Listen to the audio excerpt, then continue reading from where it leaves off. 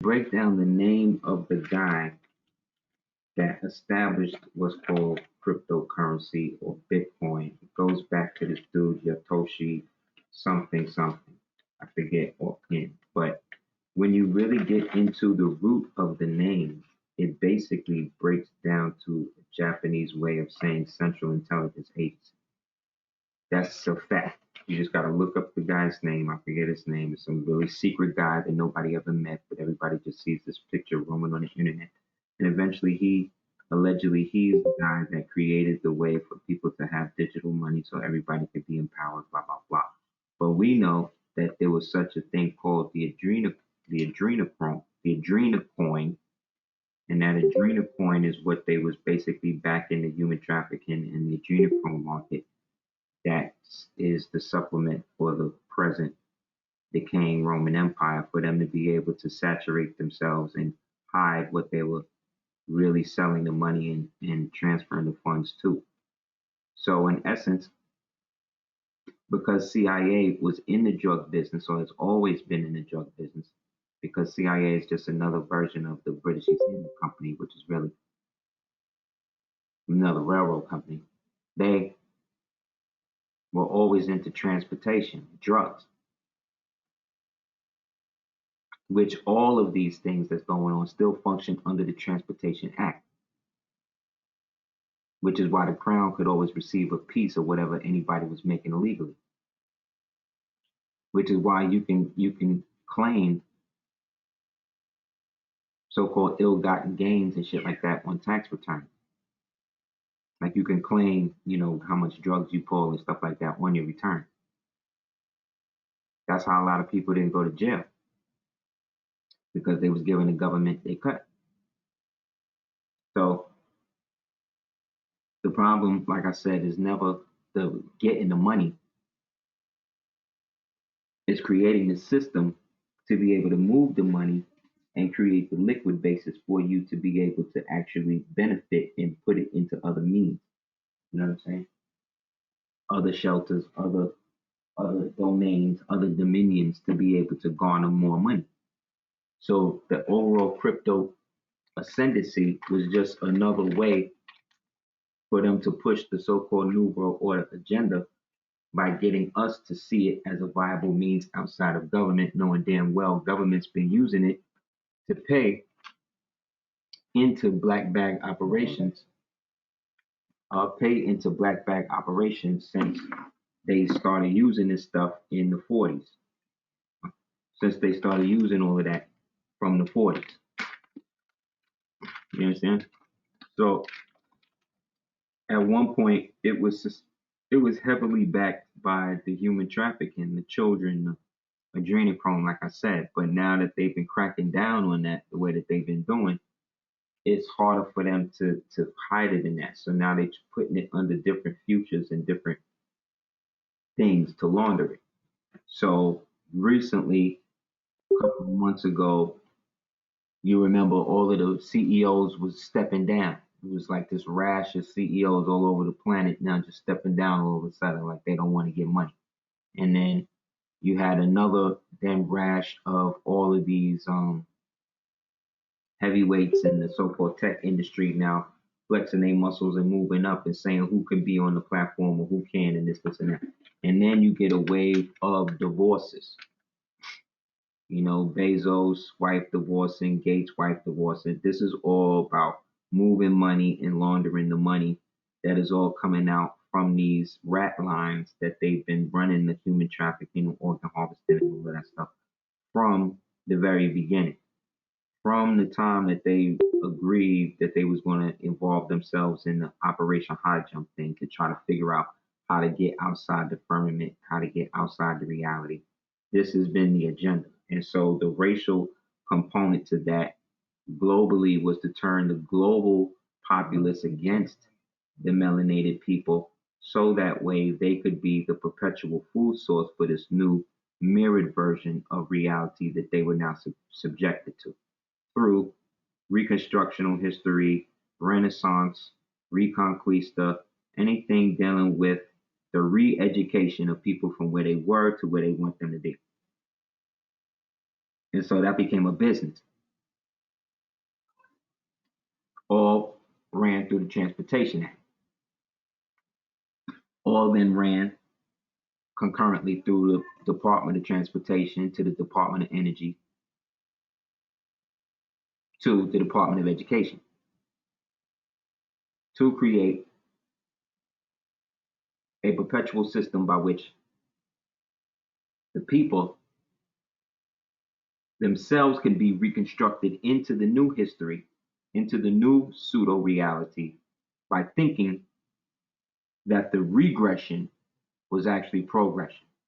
So we went from using free energy and all of that, you know what I'm saying, to having to pay for it. And then that had to be marketed as being progressive. You understand? They used to park blimps at the top of the World Trade, at the top of the Empire State Building, the Chrysler Building, and these types of buildings. You know what I'm saying? All of that had to get shut down once they started going heavy with the planes. You understand? So they was going from real etheric backed true energy that essentially comes from Allah, that comes from God, basically, and then found a way to bottle it. As Carly Simon said, I think it was Carly Simon. Yeah, they paved paradise and put up a parking lot. You know what I'm saying? Literally. So we, being the so-called useless eaters, the so-called Negroes, right, who were put in the new position in the story, we had to be the ones to bear the brunt of the new history, the same way that they had to bear the brunt of the real history, meaning that they never had no access to nowhere free, that we wasn't bringing them or using them to fight against one another. You understand?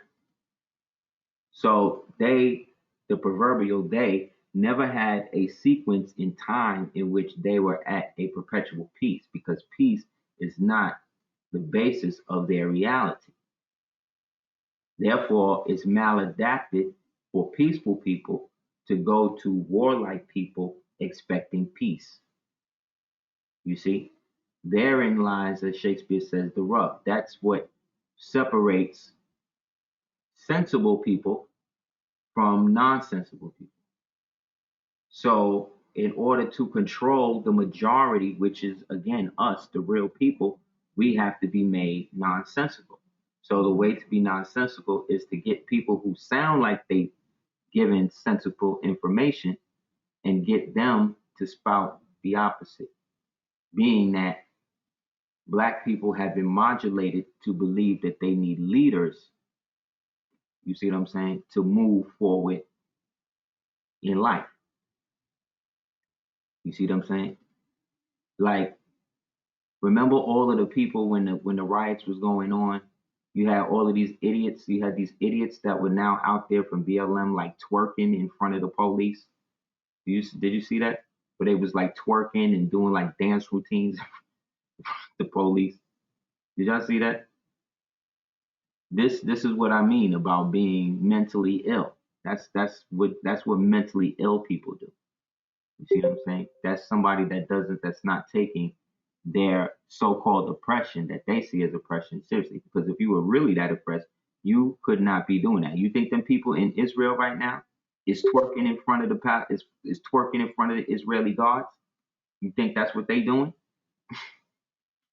You think that's how they expressing themselves in their revolutionary fashion? No, them niggas picking up rocks and bottles, and they are fighting against one of the well-funded military in the world.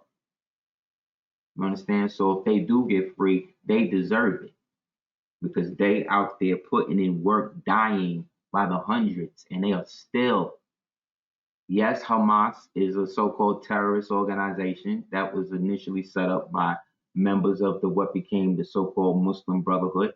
And people who have been watching my videos and all of that, you know, we've gone deeply into the Muslim Brotherhood, which is another reason why we have to distinguish who as us as Muslims and Muslims, so that way we don't get it twisted as to what we're dealing with. So that way we're not looking for or praying to a Mecca that is on the other side of the world, when the one that the true Muhammad, peace be upon him, was dealing with, and all of that was right here in you know, where we at.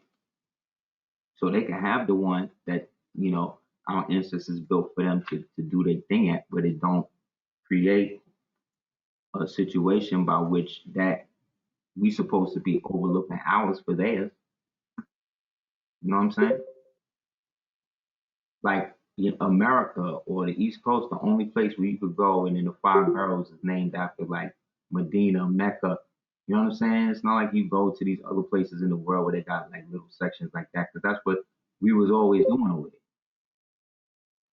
So our problem is we keep trying to be what somebody else talking about we are instead of just being what the hell we been.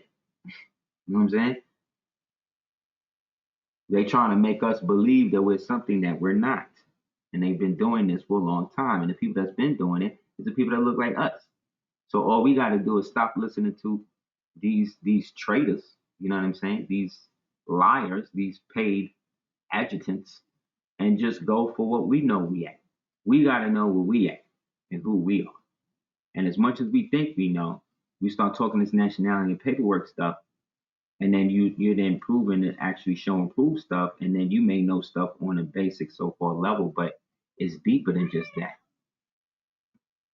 Anybody could say that they're a Moor. Anybody, you know how many white boys is a part of the Moorish Orthodox Church right now, getting money, getting funding, and all of that, but ain't no Moors banging on them. Isn't that funny? Ain't no Moors banging on them, but they on Facebook every day going at one another, right? Trying to call each other out and doing all that. So I'm saying these niggas be sick. You know what I mean? Because they be low key scared of the white boy. They be talking that, but ain't nobody going after them. And these niggas are straight Thelemites on the low. But you got a lot of Thelemite conscious dudes that believe that the Baphomet and all of this and all of that, when Baphomet and all of that's going back to Islam. Bobby told y'all it all go back to Muhammad, the real Muhammad. You know that. So anything outside of that is some ritual that these devils made up to get niggas caught up into doing stuff that they didn't have to do so they could compromise them and blackmail them perpetually. You understand? By getting them involved in satanic and pedophilic rituals and shit that had nothing to do with the true aspect of Islam. This was just some Freemason stuff they did to catch you up so now they can always know what we doing by getting you to inform them. Because they got you compromised. And all government work on blackmail. Because all governments at one point paid the blackmails. See what I'm saying? Like, it's that simple. It's that simple. These niggas is making it into something that it never was. That it never ever was. Right? So when we look at what the prophet told us, right? The prophet told us, let me see if I get this opportunity. Some of the Moors, big up to the Moors that be sending me dope clips. Where's this doing that? Right? So the prophet was talking about, okay, well, first, all right. So you got these guys calling themselves Hebrew Israelites. You got these guys calling themselves whatever. You know what I mean? You got these guys always talking about what Moors ain't and all this other crap, talking about how they Hebrews and but all they do is talk about the New Testament. You know what I'm saying? they going with all of that. So that's cool. You know what I mean? Like that's the thing. But the thing is, Yahushua, like I said, is not named in the initial joint. You know what I mean? Muhammad is though. But you got to get the right translation to get that. So you have all of these issues. But if we're going to go with the biblical thing, right? Let's just say we're going to go with the biblical, what it is they saying, right? And so if we go by the biblical line, right? From the Circle 7 Quran, it says, Old man Cush and his family are the first inhabitants of Africa who came from the land of Canaan. The first inhabitants of Africa. Africa being the Latin Carthaginian word for the region that we refer to as so-called the motherland, right? But in that, it represented the Carthaginian territory, not the people that was actually there. Okay, so this also is a Freemasonic term or veiled term for the word earth, right? Who came from the land of Canaan? His father Ham and his father was second. Then came the word Ethiopia, which means demarcation line and dominion of a Mexico. So Ethiopia, they want to say, is the Greek word that means burnt faces. And so a lot of so-called Hebrew Israelites or Egyptians, people call themselves that, read this and say, oh, see, they're crazy. It means demarcation line. It means this, but it really means this in Greek. But remember, everything the Greeks got, they got by way of the fact that they weren't smart, right? Remember, Greekos, right, means not smart people, means dim-witted people, or people who are cracked, i.e. krakas, which then becomes Grekas, which then becomes Greekas, and then becomes Greek, right? But these are not a people. These are a type of people that don't have the best intelligence. So they have to be taught by other people from other nations. You understand? So why are we using them then as the basis of what nations or what peoples refer to themselves when they really had no direct info? Because the people that when we talk about Greece now, we're talking about highly elevated cultures. We're talking about the Minoans, the Corinthians. You understand what I'm saying? We're talking about people, Peloponnesians. We're talking about Ionians, Dorians. Okay? These are civilized people, but they are all manifestations or descendants or antecedents as well as progenitors of or antecedents of the people they call the Etruscans. And we know that all of those are Moors. All of those are old different colonies or different clans of the Phoenicians, right? So there lies that argument. That's where we could torpedo that. The dominion of Kush, northeast, southeast Africa, northwest, southwest Africa, was his father's dominion in Africa. In the later years, most of their brethren from Asia and the Holy Lands joined them. The Moabites from the land of Canaan, who received permission from the pharaohs of Egypt to settle in the northwest. Okay, we know all of that, right? With their Canaanite, Hittite, Amorite brethren who sojourned from the land of Canaan, seeking the new homes. Their dominion and habitation extended from northeast, southeast Africa, across the great Atlantis, even unto north central America, also Mexico and the Atlantis Islands before the great earthquake. The great earthquake is the first cataclysm, which caused the great Atlantic Ocean, right? So then we look over here and we look at the line. What we got? We got Lot, Moab, and Ammon, right? From them, antecedent to them, you have the Canaanites over here, Yehuda, right? Judah, right? And Shua, right? Boom. They link up in Canaanite proper, and create what? Tamar. What is Tamar? Tamar is Tamare. You understand? Tamare. Let's take the A's out. What's that? TMR, right? That's Tamare. Then antecedent to Tamare was the of the people they called the Chaldees, right? The Chaldeans. Look up Chaldean astronomy. What they call the of the Chaldees. Those were the people they referred to as the Elamites. Right. That's Egypt. Right. Right. Right. This is what I'm saying. So then, boom, we get down there to Zerah and Perez, right? But Perez, they say, is a Spanish name, right? But no, it exists before that. Before it was Spain, there was a Perez. Think about that. Perez is also Perse. Perse is also Persia. You understand? Yes, Chaldean magic. Yeah, get that one. That's hard. That's the precursor to what they call Babylonian, right? So then from there, you get Solomon. On the other side, we have Rahab. And on the other side of Rahab from Moab, we directly get Ruth. Ruth then hooks up with Boaz. Boaz is the father of David. David has another baby with Bathsheba. This is where the split comes, right? And then boom, you get Solomon. And then from Solomon, you get Yeshua. And then from Yeshua, you get the rest of us. Okay? So look.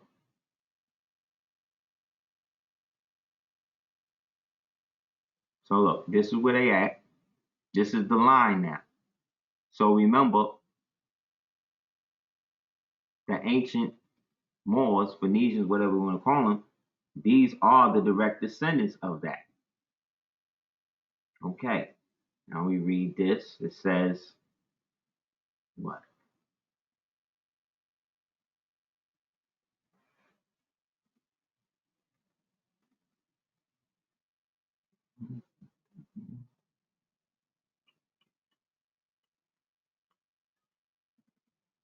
Yes. Okay. Now, that is the other one.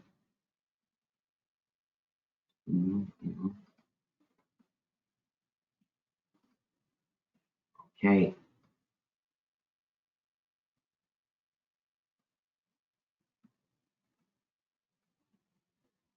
The first inhabitants of this land were the Canaanites, descended from Canaan. Here they multiplied extremely. Trade and war were their principal occupations, and by these gained riches to settle colonies in almost all islands of the Mediterranean. When the measure of their idolatries and abominations was completed, God delivered their country into the hands of Israelites, who conquered them under Joshua. The Joshua destroyed great numbers and obliged them with the rest to flee, some into Africa, others into Greece. Some, however, think that many of them emigrated into Germany, Slovenia, right? And others retired into America. In the time of the Atlanteans, these Africans continued to say that they were descended from the Canaanites, and when asked their origin, they answered Canaanite or Canaanite. And it is agreed that the Punic tongue was nearly the same as the Canaanitish Hebrew tongue. Okay? From the Canaanitic Hebrew tongue. Because remember, the Hebrews were given the land based upon Canaan's discretion, right? And that became theirs. So that land that they settled, right? When we read the story of King Juba, it basically says that he and his family, Cleopatra and them being descended from the Canaanites, were able to establish the lands all over. King Juba being the first one to rule what was called Mauritania, right? Who was a direct descendant from the Tamaranians, right? Via the ancient Canaanites. So what I'm showing you is how close the lineage and all of this is going, right?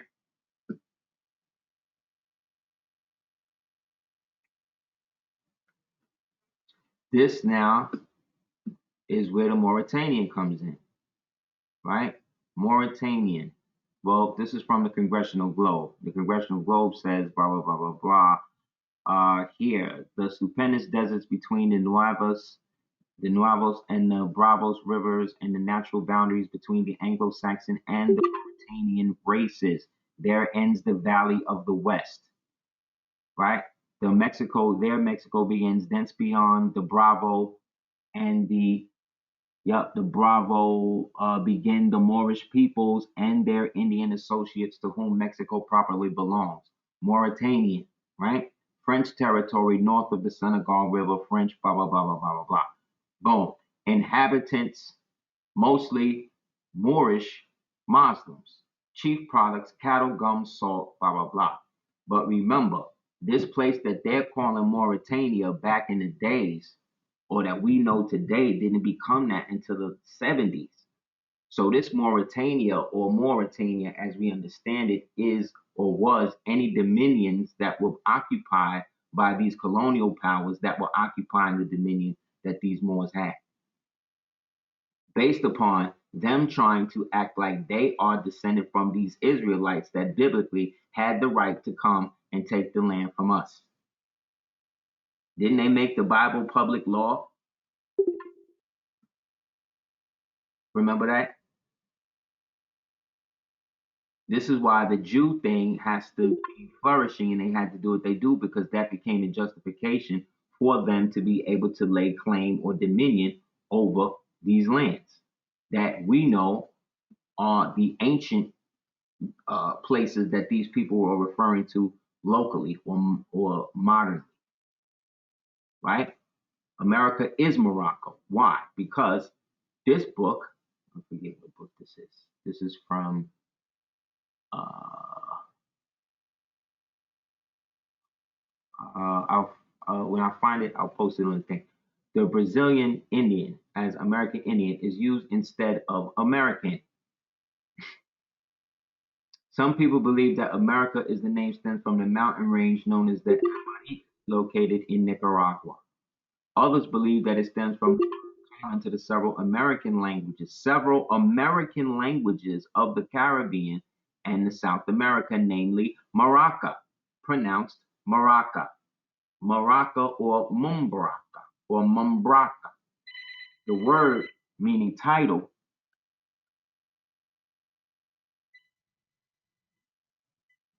the word meaning title,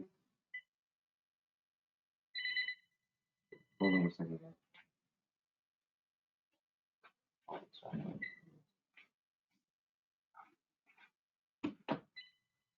What's it?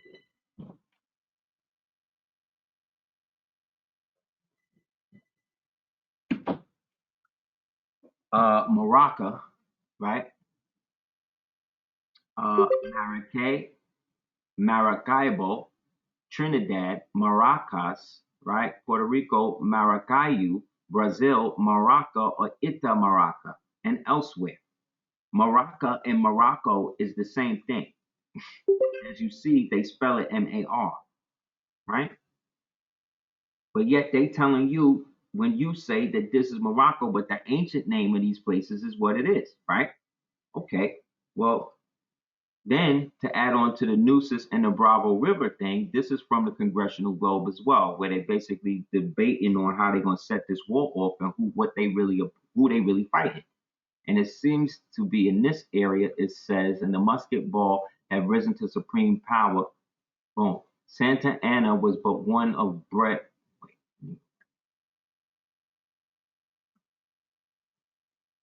We have rumors indeed that such a revolution had happened and even before the defeat, but I cannot yet see my way clear to the conclusion that either the independence of Texas or the capture of the military execution of Santa Anna will save you from the war with Mexico. Santa Anna was but one of the breed of which Spanish America, from which the last 25 years has been teeming, mother soldiers of fortune who by the sword and musket ball have fallen from it. That breed is not extinct, and the very last intelligence from Peru tells us tells of one who has fallen there as Yorubide, meaning Yoruba, and Mina and Guerrero and Santa Anna have fallen in Mexico. The same soil which produced them is yet fertile to produce others. They produce themselves with nothing but the charge of the change of the name and of the man. Your war, sir, is to be a war of races. The Anglo-Saxon American pitted against the Moorish, Spanish, Mexican, American, a war between the northern and southern halves of North America, from the Paramacundi to Panama. So what are they talking about? What are they really talking about? When the Congress is talking about not only who owns the land, but who they're going to have to fight to keep it. And the ancient records say that this is Morocco, and that this Morocco was a part of the old Phoenician expansion under the Canaanite customary law that then was translated into the Hebrew, right? So what are they talking about? This is from a book called Heirs of the Incas, in which they're talking about what we're talking about.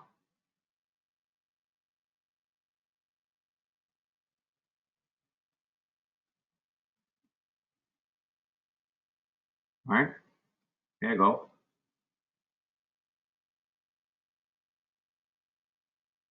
Now remember, keep talking about Spanish America, Spanish America. The Moor brought into Spain his harem and his house and left them imperishable souvenirs of his 7th century regime. They are today no less distinctive of Spanish life. They are one persisting as an attitude towards the women and other as an architectural standard, as the bullfights and the fragrance of garlic. They have been so woven to the national fabric as to seem Spanish themselves.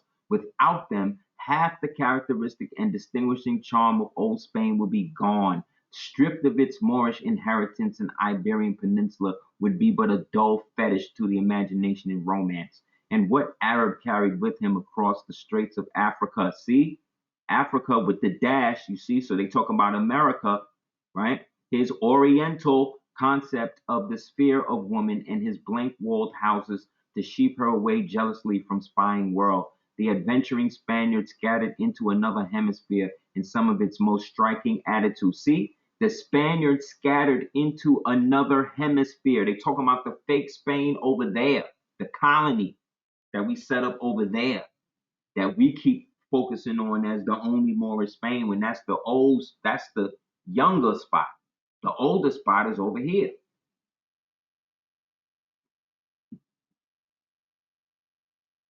Therefore, Spanish America is Moorish America. Its Oriental quality is visible instantly to one familiar with outward aspects of the East, and its Afro-Asiatic philosophies of life come more definitely into vision with nearer acquaintance. Islam.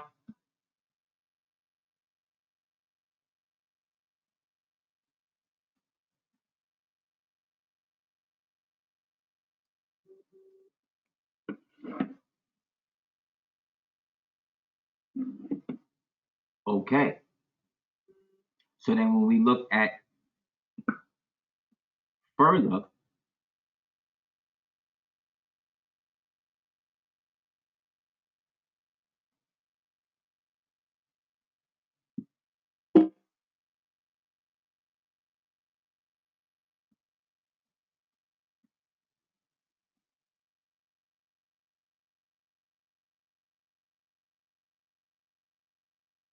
okay.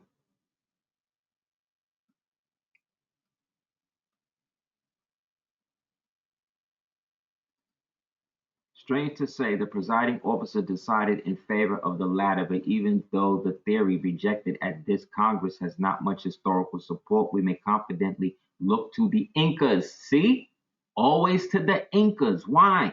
Because they were the ones in Peru that, when we read in Congressional Globe, was the ones that were sending the fighters up from the old empire to shut everything down. We just read it.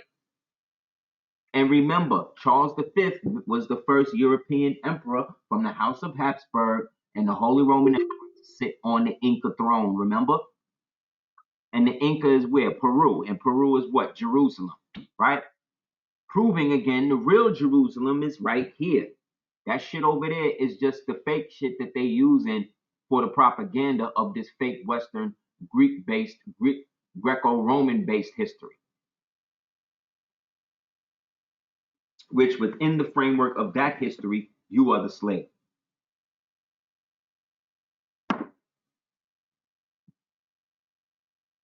The theory reject boom. America was spelled variously in the first maps and documents as America, America, Americo. Like, what are you talking about?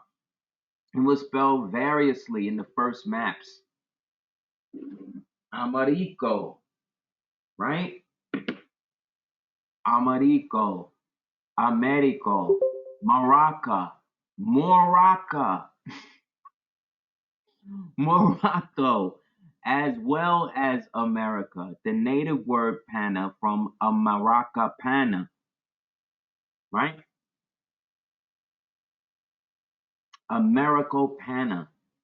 Americo Vespucci didn't even exist. These are just all fake trade names these guys be using to act like that they was really down with something that didn't exist. I told you, it's a fake history they've been enslaving us to for so long. that we've identified it genetically as being real, when all it was a suggestion that was heavily enforced upon us based on the threat of murder and years of ritual abuse.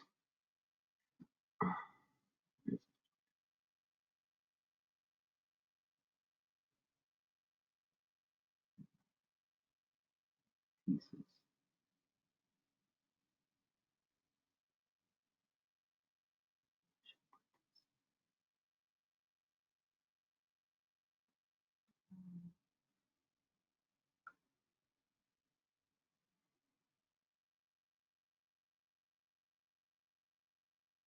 Give me 1 second, guys. Anybody have any questions while I dig this thing out?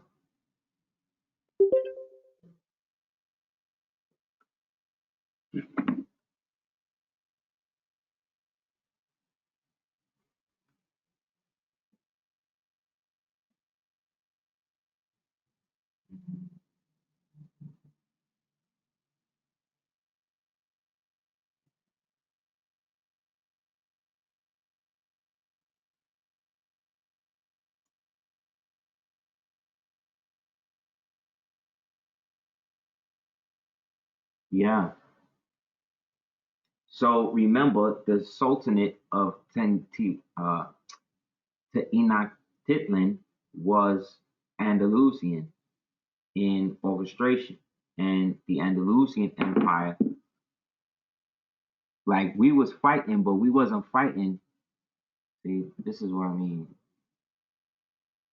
Let me get this out in a second.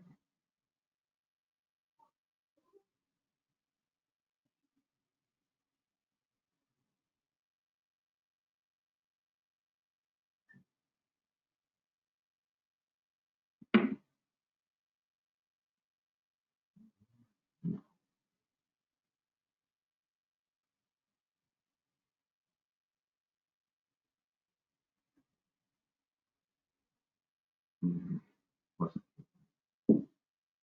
Okay, so repeat this for a second. I've shown these before, but it's still relevant.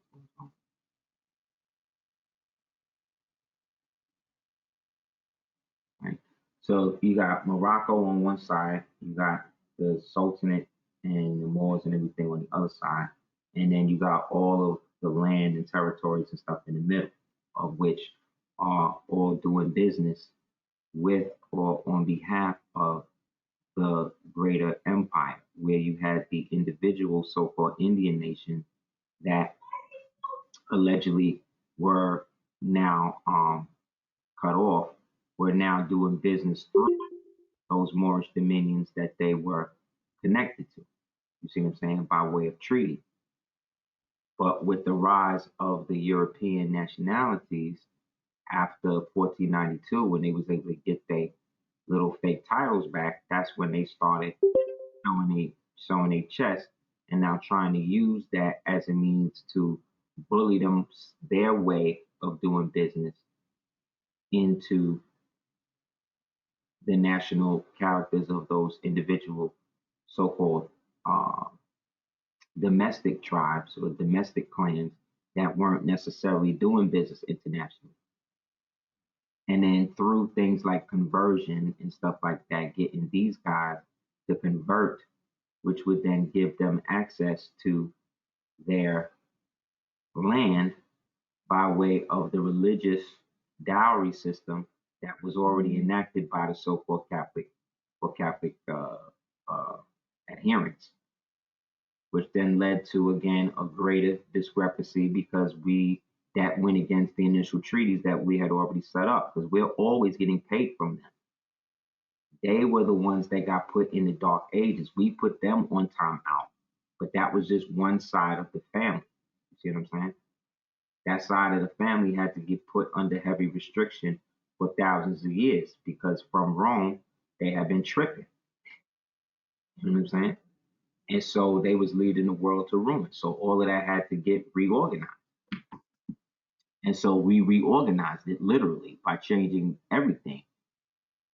So they try to act like the thing that happened with Pope John them having to get a female pope, and they try to act like that's not true and that was fake. But all of these are the things that led to it, to the overall decline of what they call the Roman Empire. And from that decline period, we basically brought the world back from the brink of destruction.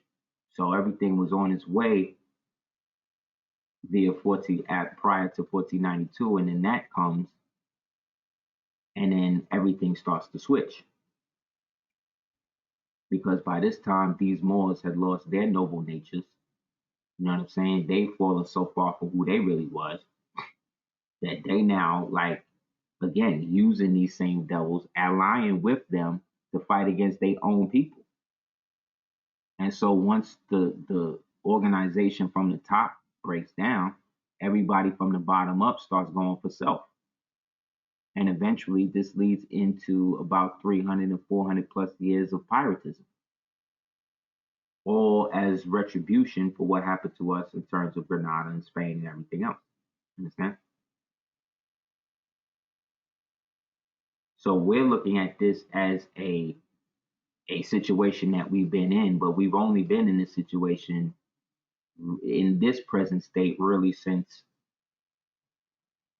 about 1871. You know what I mean? And the reason why it's hard for us to rally up is because, again, once we were dispersed, we were also dispatched. And now these Moors are now against one another. See what I'm saying?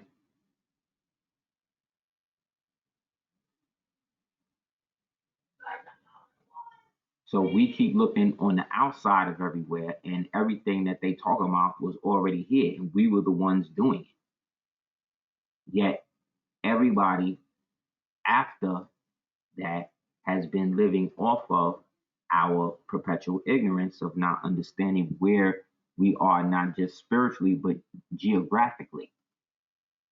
That's why the Moors can say that they are in Morocco and this is Morocco and all that, because I just showed you it is.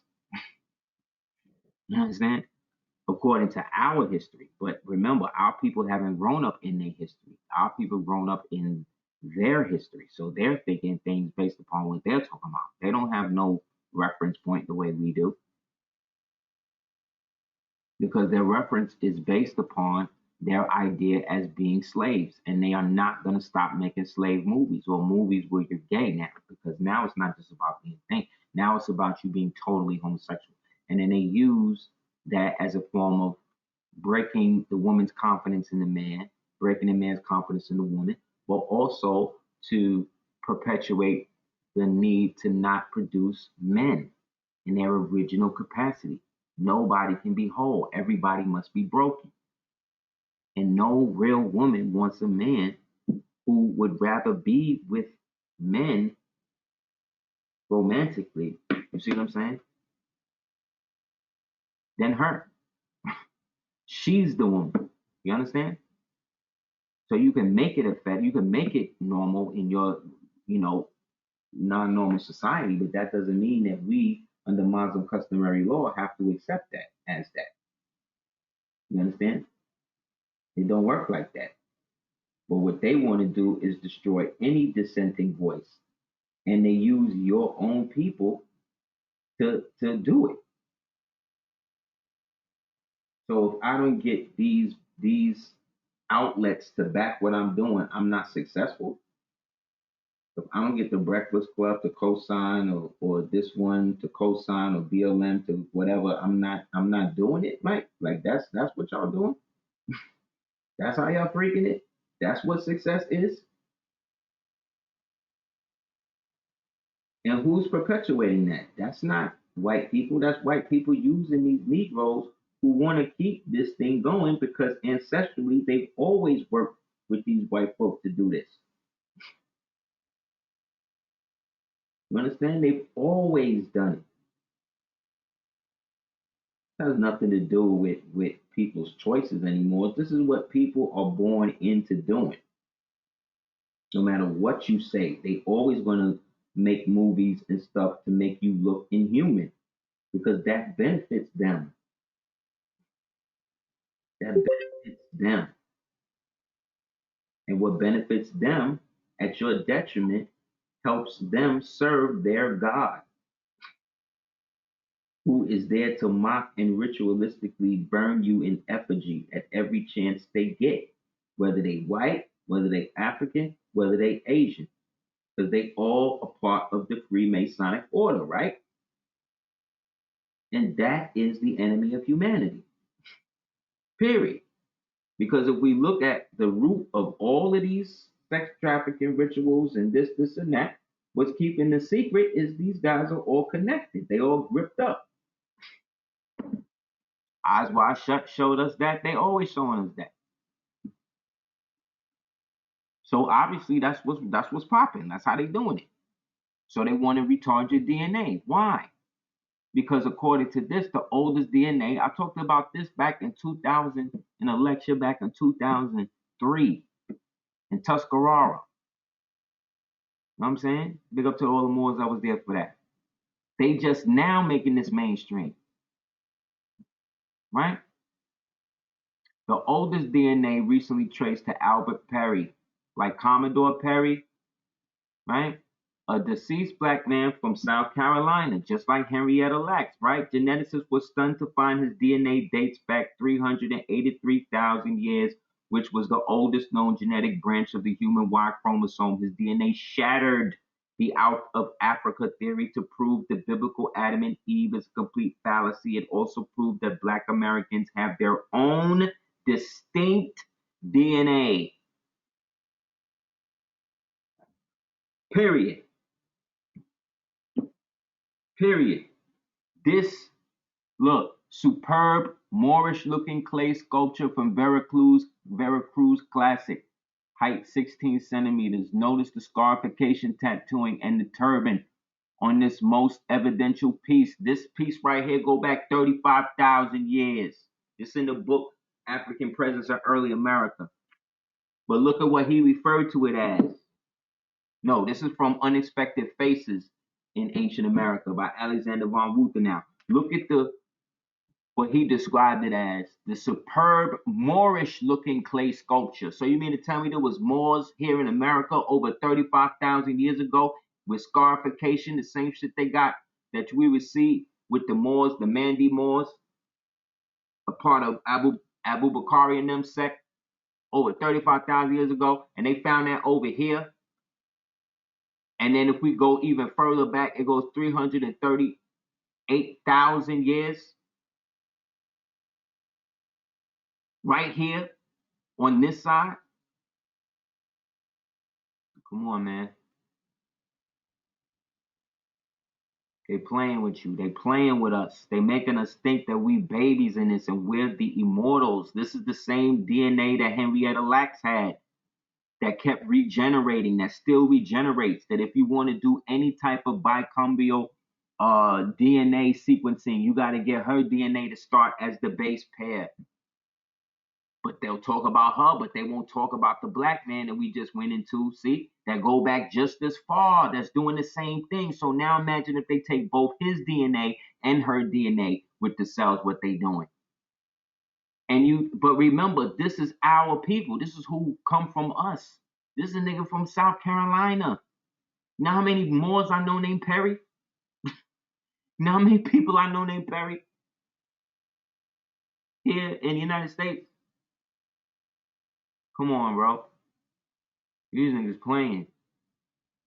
Once we get out of the mind state of when we say European, especially at the time of these people exerting power, we get out the mind state of it being Caucasian people, we're miles ahead of the game now. Because now we see the Europeans for what they really are. Original so-called black people, whether they was Russian or Polish or English, it didn't matter. Look, perfect examples of what I'm talking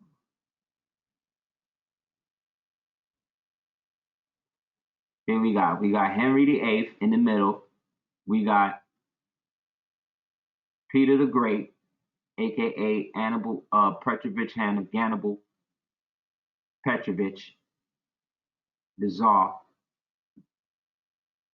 who they say is Hannibal is really Peter the Great. And then on the right, left hand side, we got one of the princes of Poland, Polonia. Excuse me, when it was Polonia.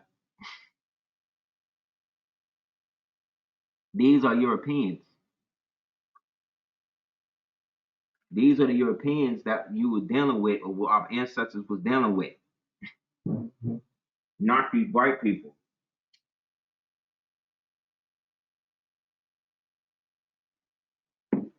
Excuse me, these was the free white people.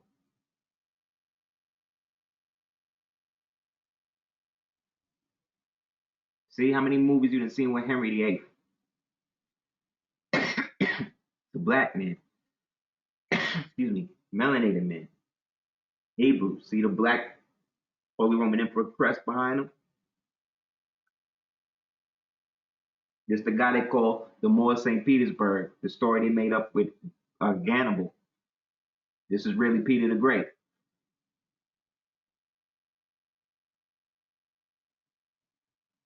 And then on the other joint, that dude, one of the princes from Polonia, prior to it becoming the Republic of Poland.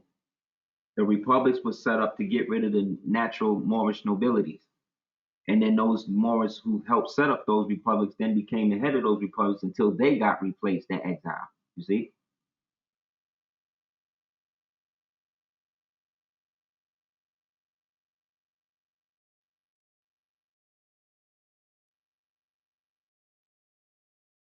You release the boundaries and the separation that you put in your mind because, again, we got it twisted. Somebody sent me this. I told you, these dudes took over. The Ethiopians took over the Abyssinians. The Abyssinians were a whole nother people. Had their own capital, their own situation popping.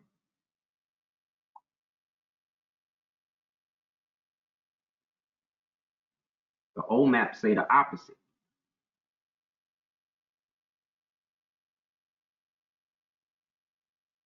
More Alex Bay sent me this today. This old map of Africa shows the vast area formerly known as Ethiopia versus the East African country called Ethiopia today. Modern Ethiopia was known as Abyssinia. See, I've been telling y'all that. That was the capital, Liabella. And then these dudes, right, because they got kicked out of India, wound up around here, and then pushed their way up into here, and then switched up everything.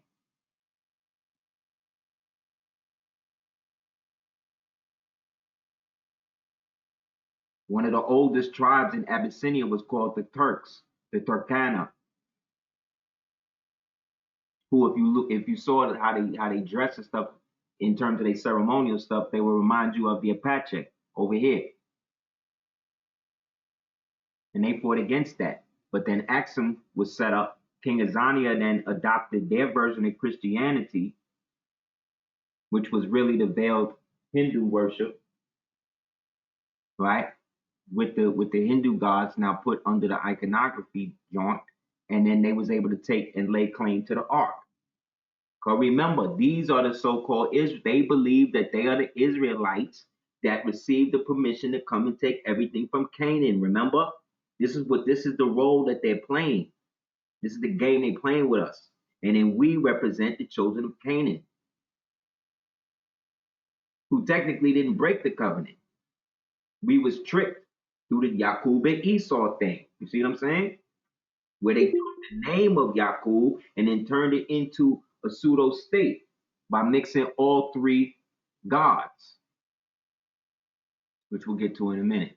Then boom, and to think people believe that the slave ship diagram lies, it was propaganda. Boom. The diagram of Brooks' slave ship is probably the most widely copied and powerful images used by abolitionist campaigners. The diagram was a very useful piece of propaganda. Thomas Clarkson commented in the History of the Rise and the Progress accomplishment of the African slave trade, 1808. The print seemed to make instantaneous impression of the horror upon all who saw it, and was therefore instrumental in the consequence in the wide circulation given to it in serving as the cause of the injured Africans.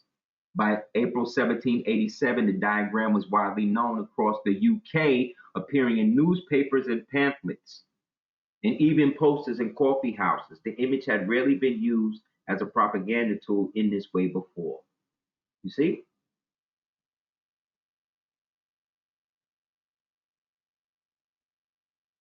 You see? This was used to get them to pay money. Because remember, it's a boat. So anything on the boat fall under the Department of Transportation. This was a way to foment the propaganda that they were creating around the beginning of, right before the War of 1812, in which now we're starting to feel sorry for the white imported slaves, the WIGHT imported slaves, and those white peoples who are now, Americans on the colony, the free whites that's on the colony. Shipping and trade wars. You see what I'm saying?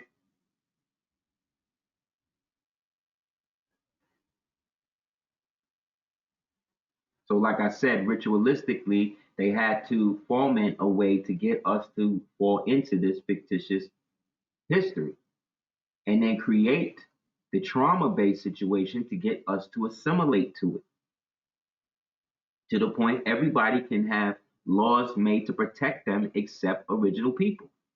And nobody, including the original people, it seemed in arms enough about it to do something about it.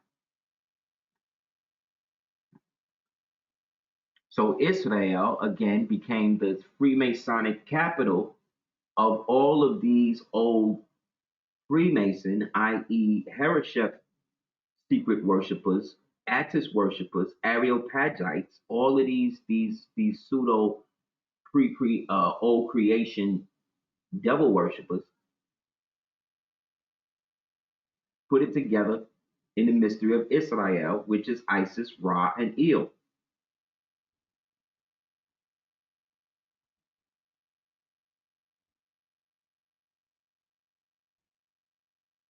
Which represents the spiritual center of this whole thing that we're in, which is fed by blood, which is fed by horror and murder. This is facts. The federal government was caught buying fresh flesh of aborted fetuses who could have survived as preemies. That's when they tried to create the law that even if the preemie was born and it survived, because the spirit of life was so high in some of these babies that they would survive the whole procedure, and that you have people in the abortion clinics beating these living babies with hammers and shit. These same white women, all of these white chicks that's in Planned Parenthood and all that, them, they the main supporters of black women getting abortions. They the main ones. So that way they can now go adopt all her babies. See what I'm saying? And now she can be the black woman. She can be the white sphinx that these black Freemason Boule niggas have been bred to believe is God. Isn't the Boule Sphinx image the white female holding the urn?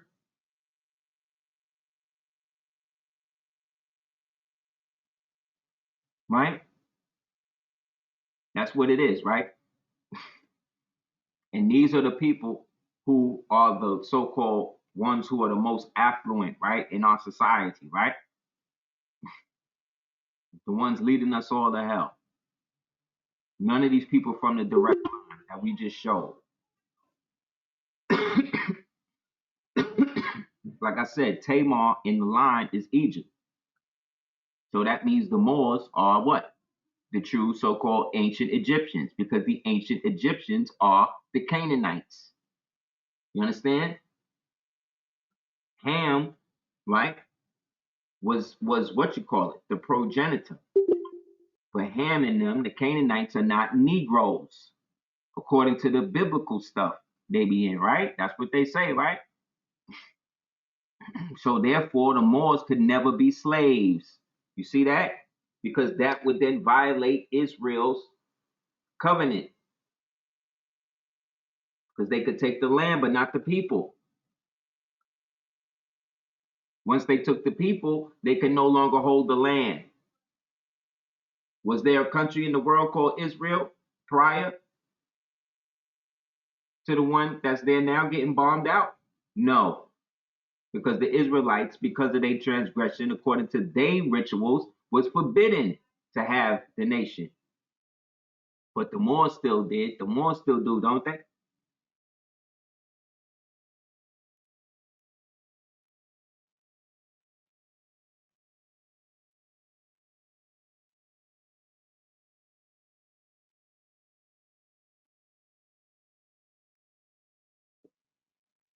Remember, we're already in Mauritania. We're already in Morocco. We're already in Spain. We're already in France. We've been here. They name these places after the places we built over here with them names.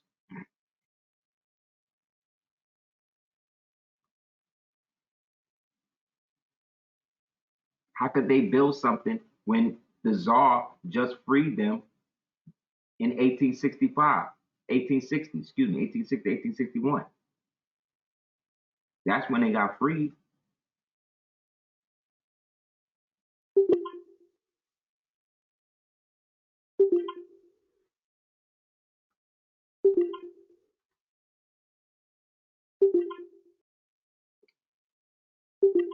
This is from the Book of Mormon. On your left is the actual place responding to the people that was there. But in the Book of Mormon, they called these the city of Mulek. But in real life, it was the city or the isthmus of Tuhanatepec, i.e., the land of the Mobek, the land of the Olmecs. But the Olmecs in the Mormon Book of Mormon are called the Mulek. See, and this is where Moroni's army was.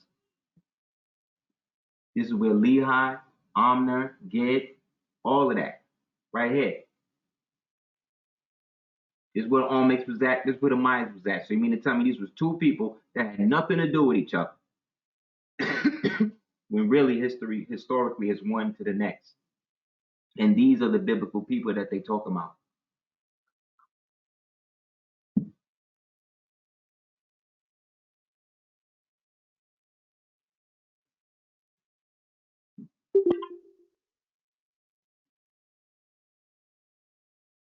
This is what was popping.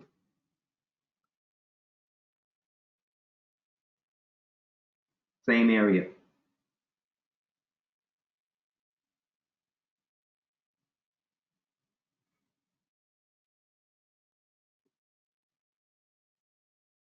By the time these ancient Phoenicians reconsolidated themselves as Moors, right, or reconciled themselves as the Tamarayan branch, we had already ruled the world and everything for so long that it was a wrap. These are the sites. These are the cities that your Moorish so-called Olmec or Mulek or Melek, which is an Islamic word, right? Mulek, Melek, which means what? Teacher. And the Moors were the Tamarayans, which means what? The high priest of Anu, right?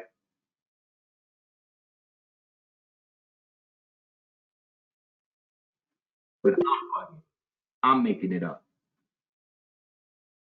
I'm slighting the facts to fit my view, right? That's what I'm doing. Got it, man.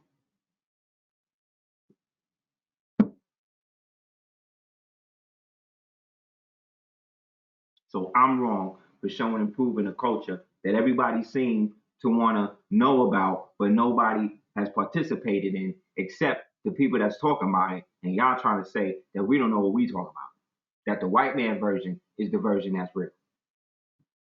But meanwhile, I'm speaking to so-called Africans on the continent who telling me, look, I'm from a clan called the Wafo, and in the Wafo, we refer to ourselves as Moors. We was doing that before the French got here. And if you're not a Mo in the tribe, you're not even considered a human.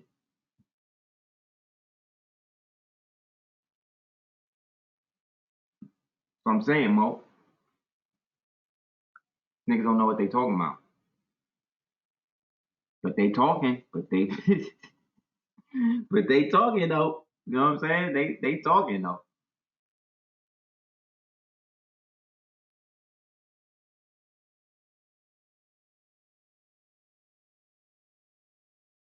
You know what I'm saying?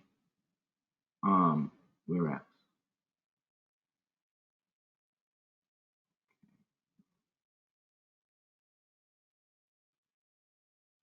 So what was also happening was because of the orphan train, because of all of the thing that was coming out, the Moors here started to purchase white babies and raise them in their families, give them their names to get them out of slavery.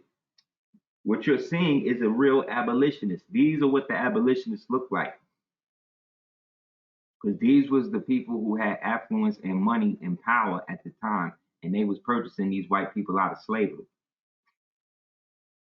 That's what's really going on. This is why the book Forgotten Cause of the Civil War is almost $25,000 because they don't want nobody reading about it. They don't want nobody remembering that these white folk was literally imported and bought off the ship. Same way you seen us doing, that's how it was happening for them. Because the free white people were the white Europeans that was being let out from whatever indentures they had there and being sent over here. And according to the law, you could be more and all of that. But they were not anybody of the Caucasian race, including Hindus.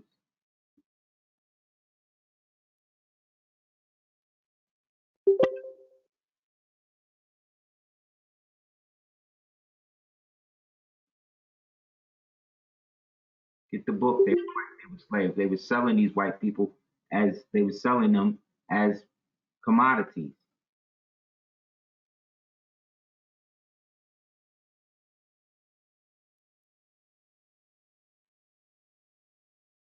as payment,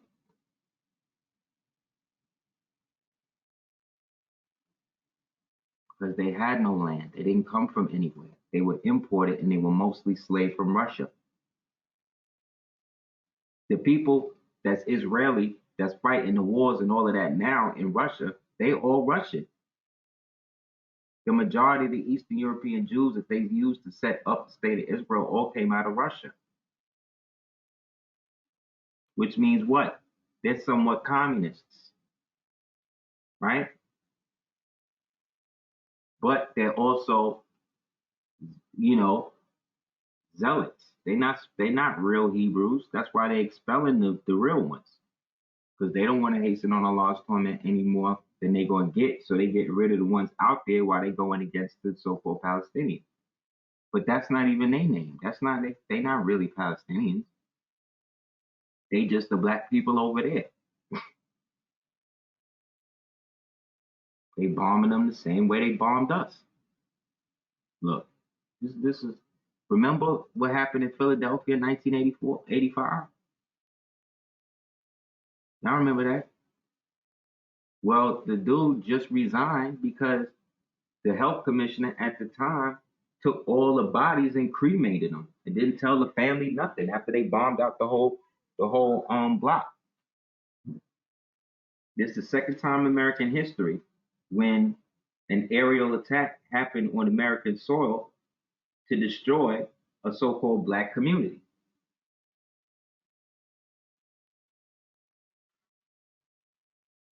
You understand?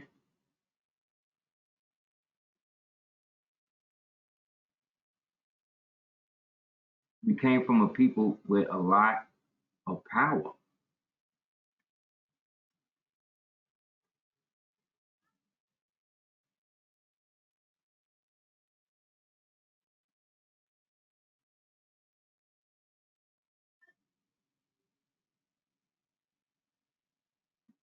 And that power was usurped because our people started going for the European way of getting money and doing business.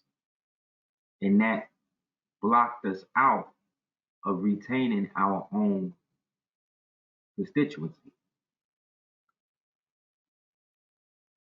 You know what I'm saying?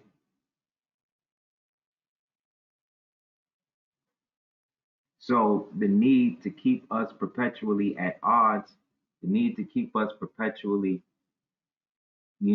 going against one another is part of the program that the European in us is fostering to keep that way of life going. Because our people love the opulence. When we started accepting the British beads that was made in India back in, what I'm saying, the 1600s, that created an industry in which now the beads that we was already making, we wasn't using because it took mad long to make. So now we getting them free off the thing, but now we dependent on them. Then they try to make a law that we can only get day beads. You see what I'm saying? So now we want to make our own beads. Now we can't. We gotta always go to them to make the beads. You see what I'm saying? This is how they prosper, by getting us to accept their luxury. You understand?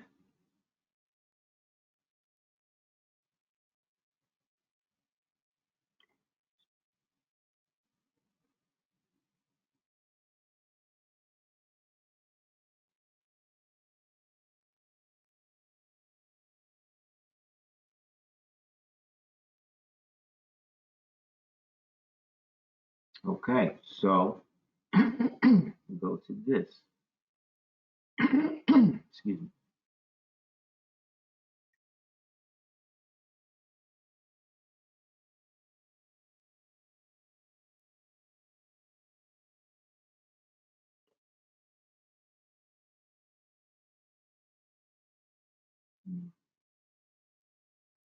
So, like I said last week, while we think they talking to us or he talking to you on the TV, he talking to the entities that's really running it.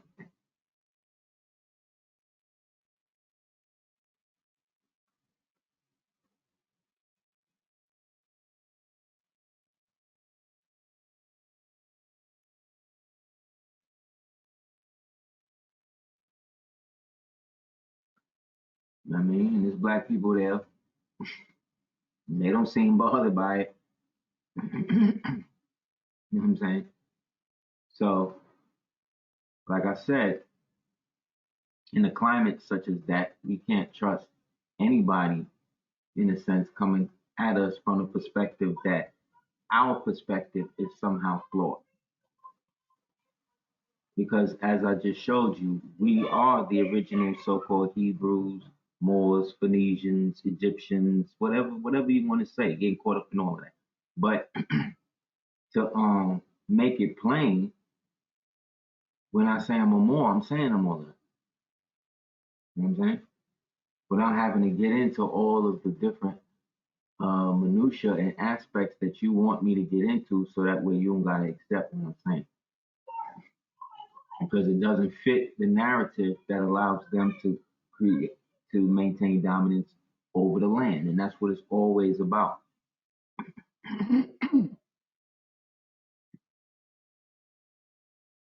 So they get you caught up in the left hand path and doing all of this satanic ritual, stuff that has nothing to do with the real energy that's really coming within total understanding or knowledge of self, or the aspiration for such, which comes through mixing or melding the spiritual and the physical, the national and the divine. You see what I'm saying? Because as we understand it, the world is not anything really but this.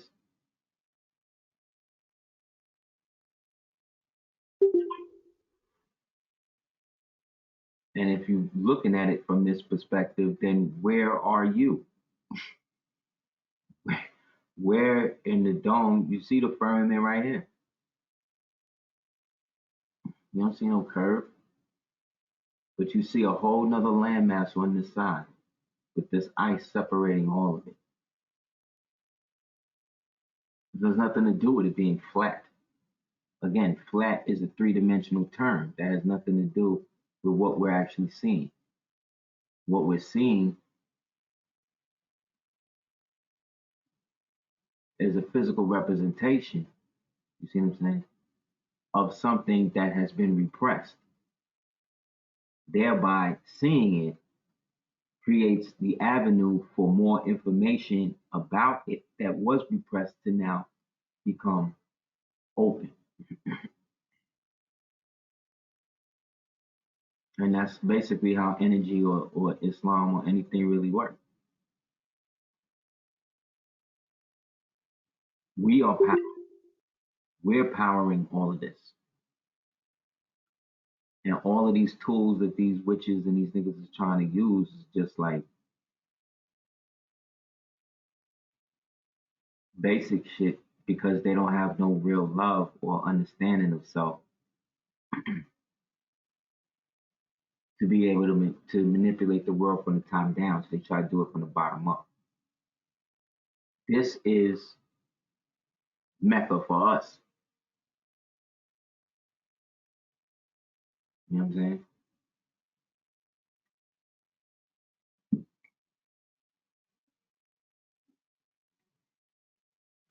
Which is down in Inca territory. So when we say that Muslim is a Delaware or so-called Algonquin term, see how it makes sense because the Algonquins, again, that dialect was also, or remnants of them was also found in South America because it was, again, a landmass. Like in Brooklyn, there's a place called Grand Army Plaza. And in Grand Army Plaza, it's a huge circle. And in the middle of the circle, there's an arch. That arch has a name, a universal name. That universal name is the Arc de Triomphe, which means the Arc of Triumph.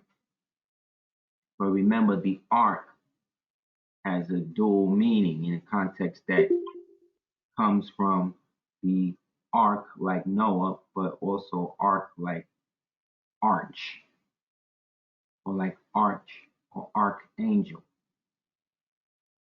representing 32nd degree or the 32nd degree, right? So on every major city on the planet, there is an Arc de Triomphe in an area laid out the same way. You understand? That's because the triumph was them triumphing over the global empire that was established and them being able to now rule in secret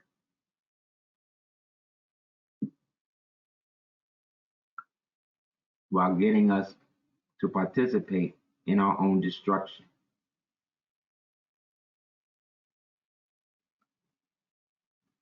This is a small excerpt from Anacalypsis, where it says,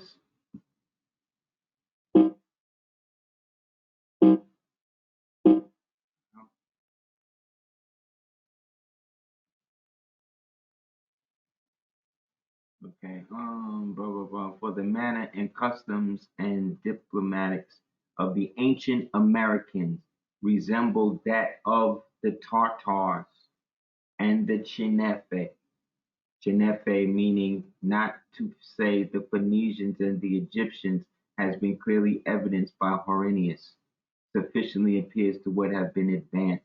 The Chenefe and Tartarian proper names have also been have considerable affinity. So the Americans, the Phoenicians, the Egyptians, the Chenefe, which is like the people we would call the ancient Mongolians or Chinese, right, are synonymous to the Americans.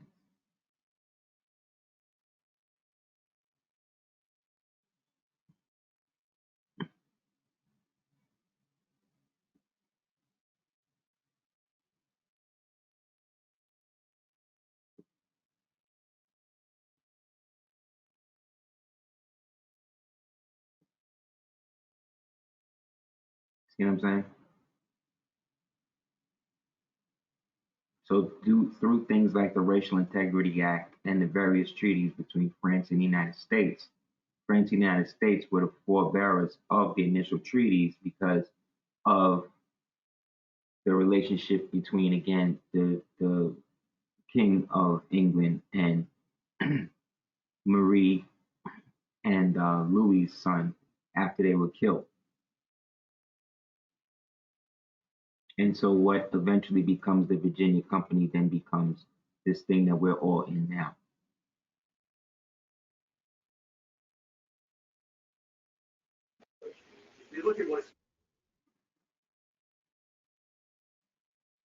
Which then leads us to the situation of the separation in between us because we're looking at everything from the perspective of us fighting all of these different powers.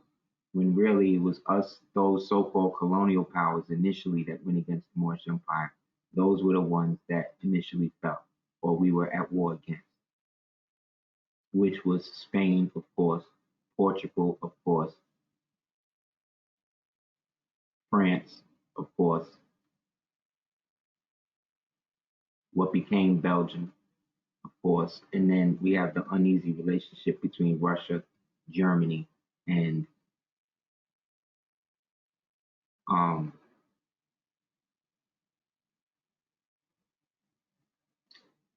you know, Russia and Germany, and then that's that. So it's the Almoravid dynasty against all of these individual dynasties, all of these individual kingdoms, and then it's the Almohad dynasty against all of these individual kingdoms. It's the Umayyad dynasty against all of these individual kingdoms. You understand? Because we have all the power.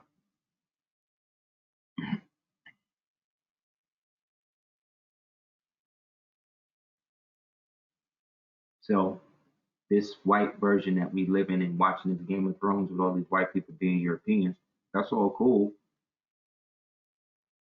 But any so-called black scholar or black individual that uses the term or the Greek definition really for anything is suspect off top.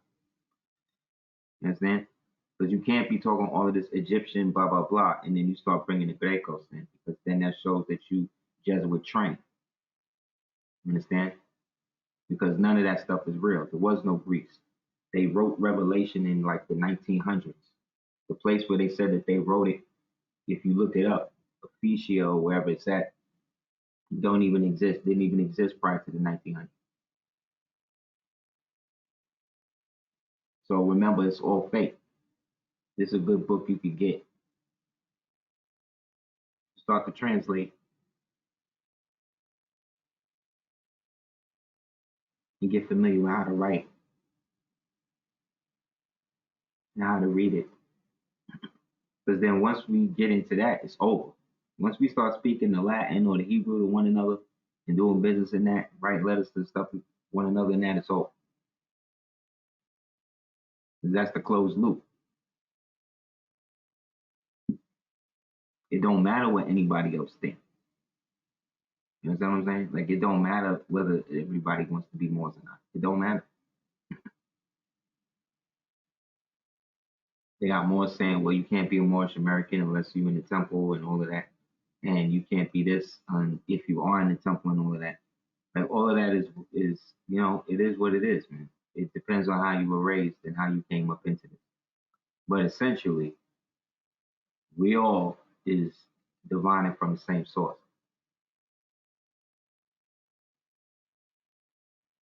So that's not to condone dirty Moors or anything like that, but that is to say that when you get into the point where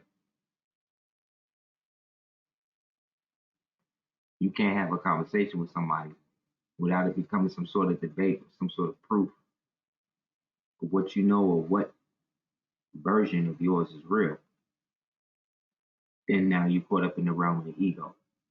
And thus, whatever's supposed to be there, you're supposed to get from it, can't be revealed because you're around a bunch of people that's striving to do the opposite.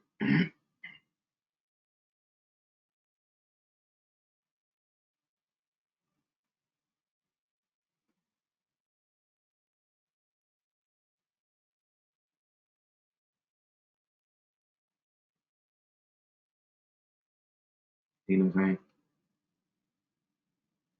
Right, because essentially, like I said, it's all Canaanite. And Canaanite is Phoenician. And Phoenician is Carthaginian. The Carthaginian, you see what I'm saying, is Moorish. The Moorish is Asiatic. See what I'm saying? The Asiatic is Egyptian, but not Egyptian like them people in Egypt today, Egyptian like us as Asiatics of the people.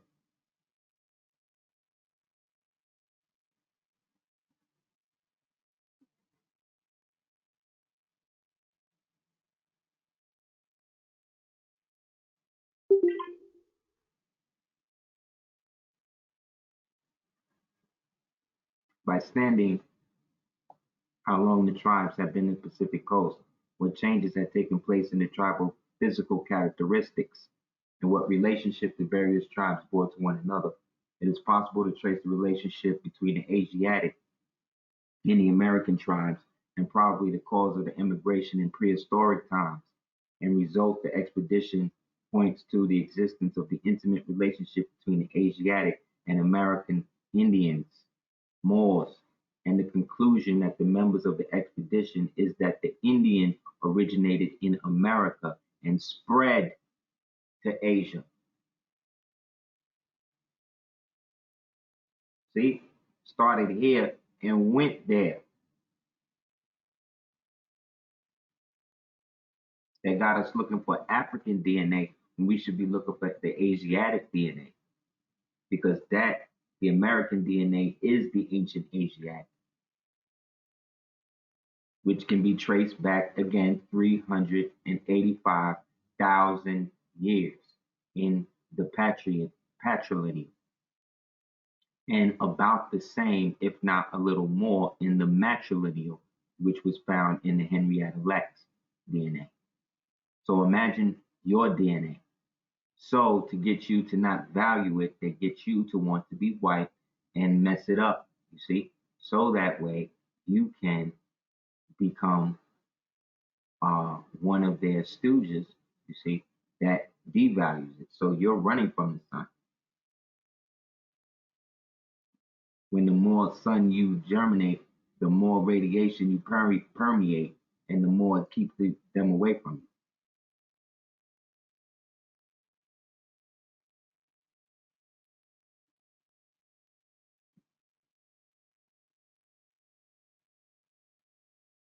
You know what I'm saying?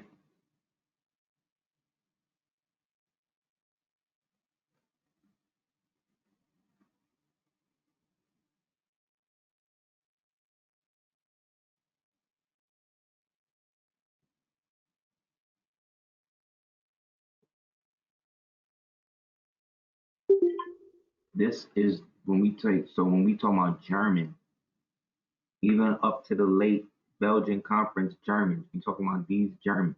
This is the painting of a German woman. This again is the Pappenheim or the Waffenheim, which is what all real German monarchs and kings from time immemorial was done under. And you can see the headband represents them being Hebrews, which means that they're connected to what? Canaan.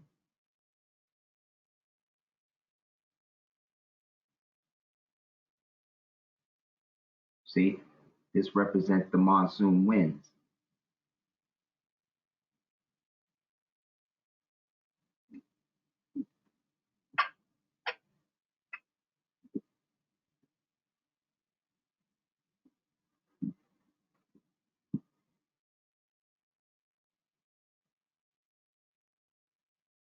It's interesting you say that, Morris, because that's a custom.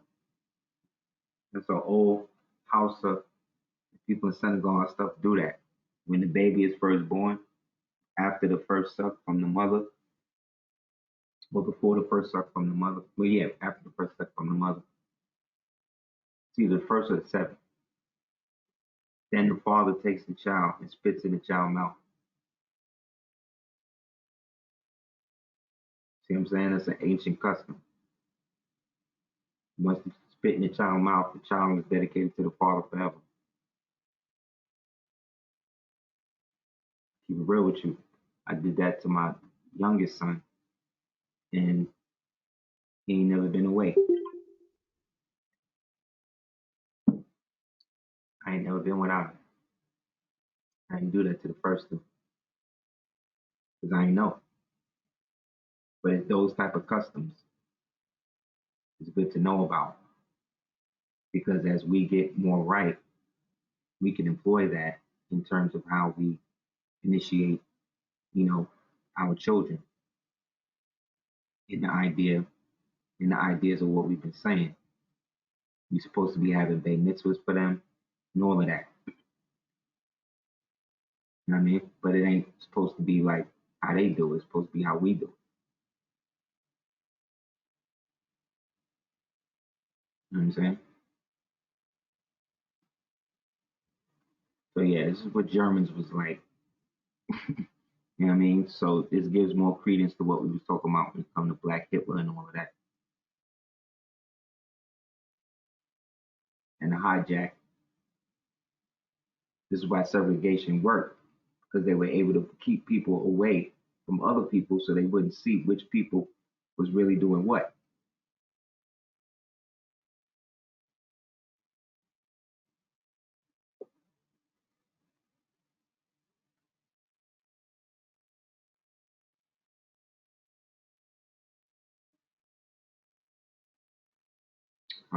Forgot where I got this from.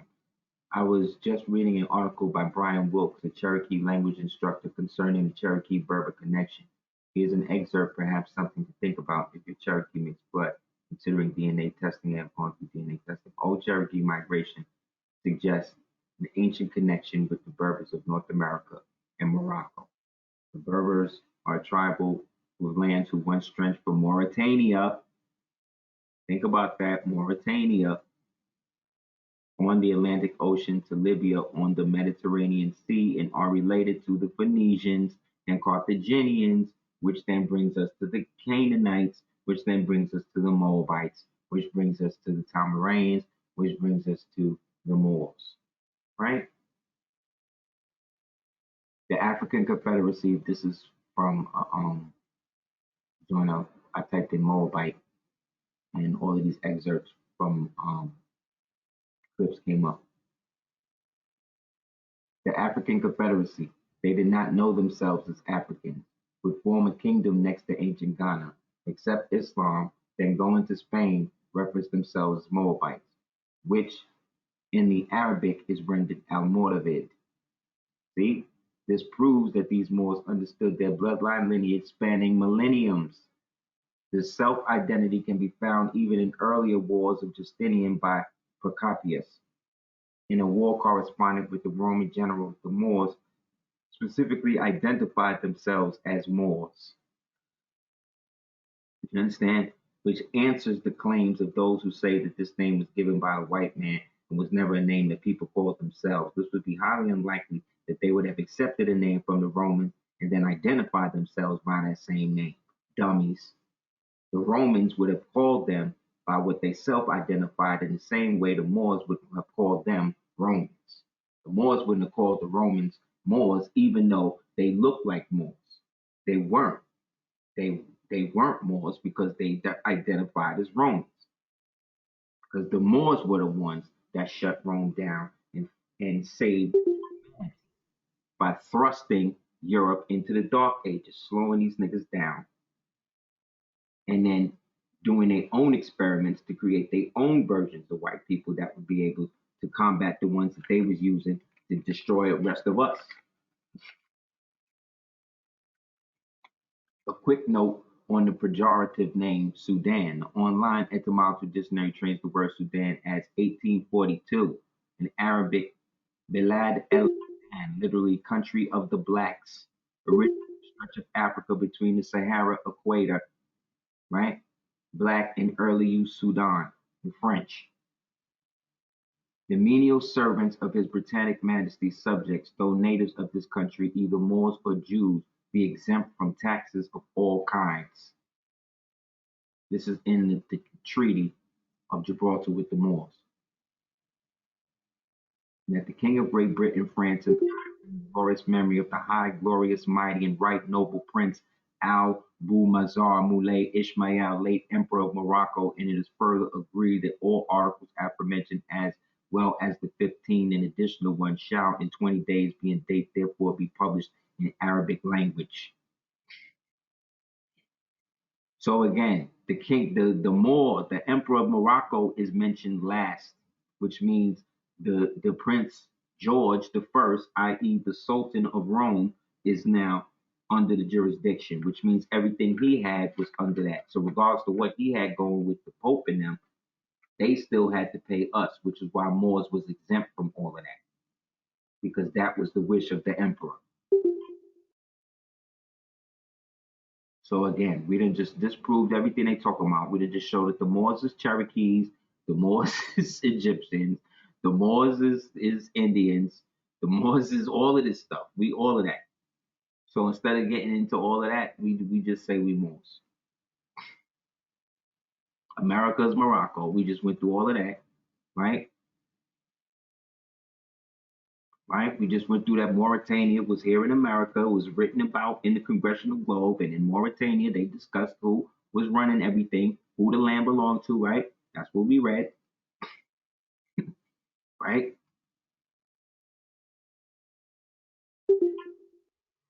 And that these dudes that's been playing themselves as Israelites, trying to take what they perceive as the land of Canaan, which is all of our land, which is the real Jerusalem, the real Mecca, right? The real Mecca, the real Turkey, the real Tuscarora, right? The real Morocco, the real Grenada, all of that right here, which is why they all here, which is why they all coming here. It was all so great over where they was at. How come they, you know what I'm saying? How come they always be here?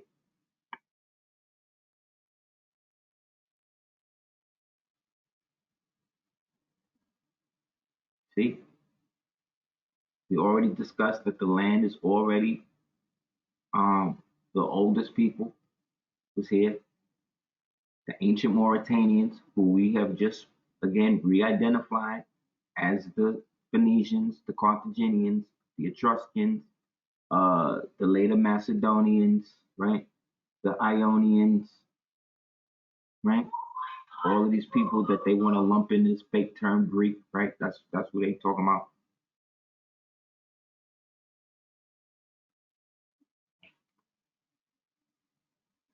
Yeah. Yes. Anybody else have any questions?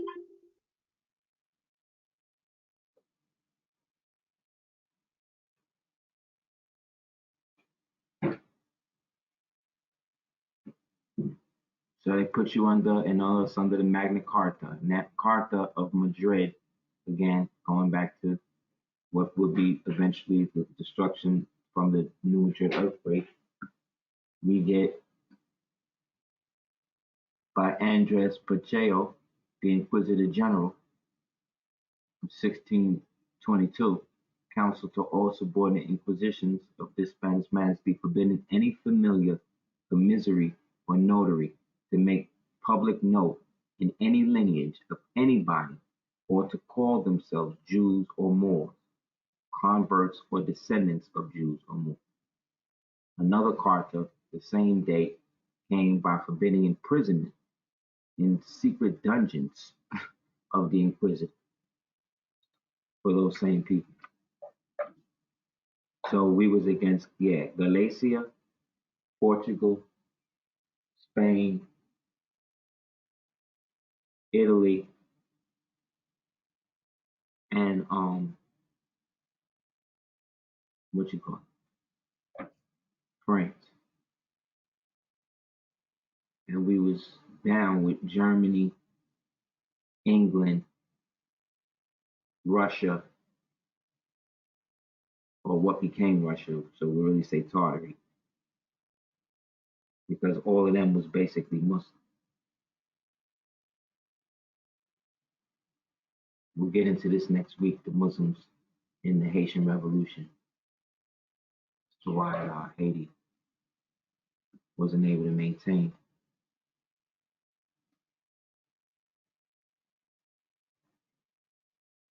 Anybody else?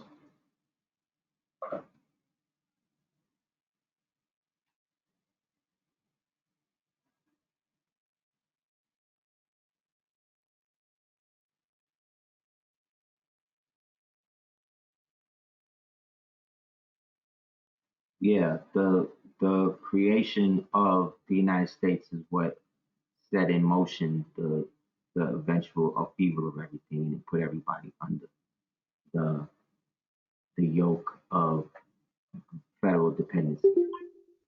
So once everybody gets past that, they'll be able to flesh it out. Anybody else?